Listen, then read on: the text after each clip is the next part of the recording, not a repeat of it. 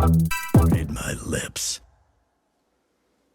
You petulant little shit. Dylan, hey, nice to meet you. Nadia, Gotham Geek Girl, pleasure to meet you. Nice to meet you. You're a queen. I remember you from X-Men growing up.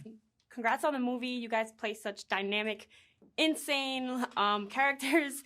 And I guess how was it getting into character for the Vanderkoys and playing these really dark and sadistic characters? Yeah, it's interesting because we never really, as actors, had a conversation about our family as a, who we were. But we ended up all making these really, kind of fell into insane, bold place. choices and then we became this family of mental patients.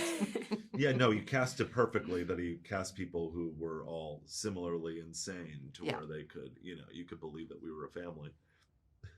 I guess, how do you think the dynamic between you guys and Melanie, like the shifts of power, who's in control? Melanie's kind of like the face for the camera, but you're kind of like the head honcho queen villain, and like you're kind of running like the goons kind of squad. Like, I guess, how is it shifting the power? Accordingly. And lights. I think in their minds, they all control. They're the ones who are, right? Each individually, they think they're the ones who really hold all the power. But I think that's the interesting part about that family dynamic. Would you say that that's how you felt? I felt like, in my mind, it's like you're not doing well. You're you think? You're kind of like in a room, and then coming out. Me, I've had it with this. I hate doing this. I feel, terrible about the fact that I'm a homicidal maniac, and then also I think he wants to like be an artist, and but he's also, I felt like I'm kind of the runt of the litter. And then, and even though I want to be an artist, I'm given all the brute manual labor things to do.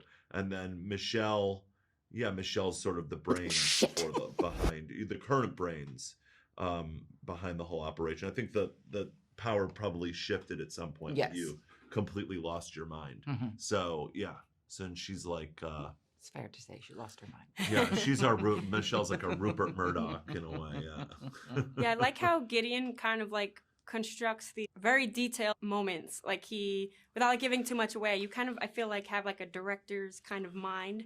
So you kind of have fun with your like shenanigans.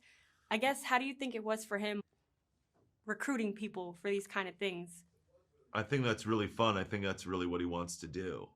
That's his true passion. He'd rather be that than like a genocidal, homicidal maniac.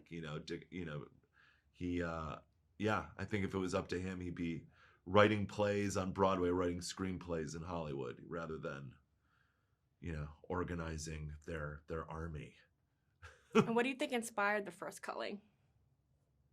I mean, I think in the end, they always come from a place, villains and people who do these types of outrageous things. There's an ideology behind it of what they really truly believe is the right thing to do, however insane. Yeah, it was probably in their minds a reaction to some sort of chaos and disorder. An injustice in the world, and they feel that they're, Yeah, and then they become that which they hated. Mm-hmm. Thank you so much, guys. Thank you.